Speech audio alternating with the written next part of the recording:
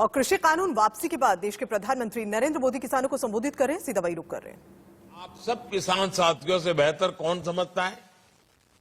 हम जितना जड़ों को सींचते हैं उतना ही पौधे का विकास होता है। भारत तो एक कृषि प्रधान देश है। खेती किसानी के इर्द गिर्द ही हमारा समाज विकसित हुआ है, परंपराएं पोषित हुई है, पर्व त्योहार बने हैं। यहां देश के कोने कोने से किसान साथी जुड़े हैं।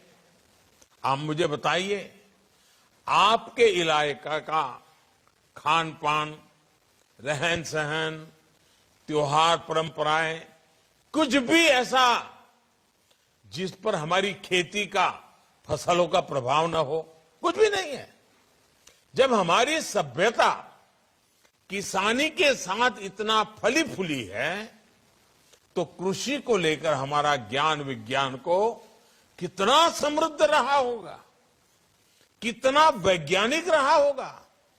इसलिए भाइयों बहनों, आज जब दुनिया ऑर्गेनिक की बात करती है, नेचुरल की बात करती है, आज जब बैक टू बेसिक की बात होती है तो उसकी जड़ें भारत से जुड़ती दिखाई पड़ती हैं।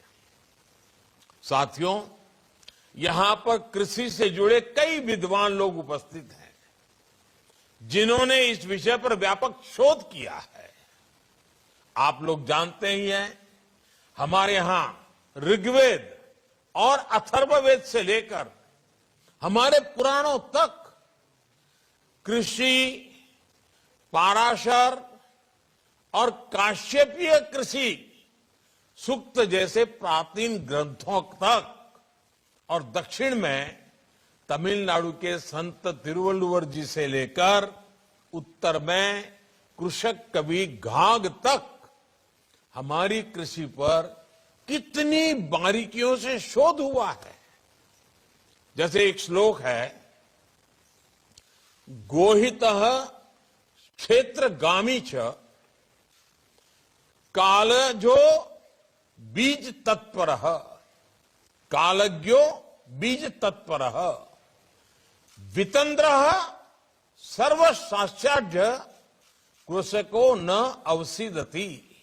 अर्थात जो गोधन का, पशुधन का हित जानता हो, मौसम समय के बारे में जानता हो, बीज के बारे में जानकारी रखता हो और आलस न करता हो, ऐसा किसान कभी परेशान नहीं हो सकता, गरीब नहीं हो सकता।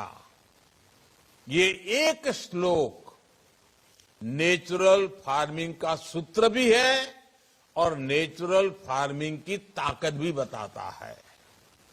इसमें जितनी भी संसाधनों का जिक्र है सारे प्राकृतिक रूप से उपलब्ध हैं।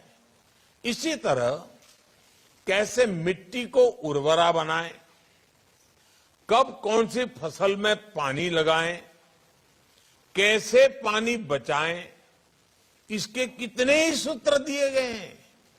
एक और बड़ा प्रचलित श्लोक है, नैऋत्यार्थ ही धान्यानाम जलम भाद्रे विमोचयते। तो प्रधानमंत्री नरेंद्र मोदी को अभी आप सुन रहे थे। एक छोटे से ब्रेक के लिए रुक रहे हैं, चल लौट रहे हैं।